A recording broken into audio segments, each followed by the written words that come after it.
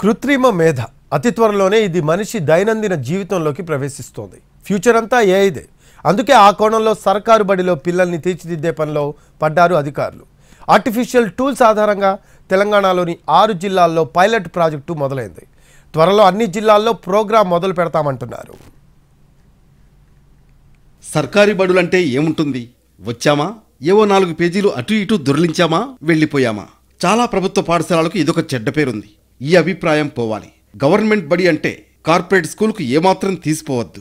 అలాంటి సంకల్పంలో నుంచి వచ్చిందే AI concept. Computer, keyboard, basic knowledge ఇదంతా గతం.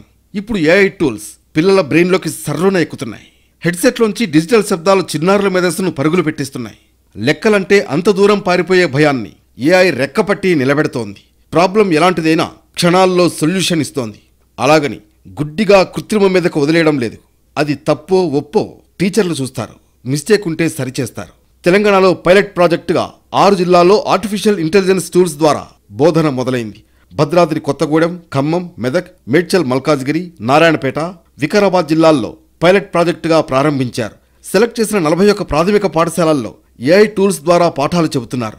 మిగతా 27 జిల్లాల్లో ఈ నెల 15 నుంచి 383 ప్రాథమిక పాఠశాలల్లో ఈ ప్రోగ్రాం చేపడతారు. 6 జిల్లాల్లో అమలవుతున్న తీరును పవర్ పాయింట్ ప్రజెంటేషన్ ద్వారా మిగతా జిల్లాల అధికారులు వివరించారు. ప్రతి జిల్లా నుంచి 4 ఆఫీసర్లకు ఉదయం నుంచి సాయంత్రం వరకు శిక్షణ ఇస్తారు.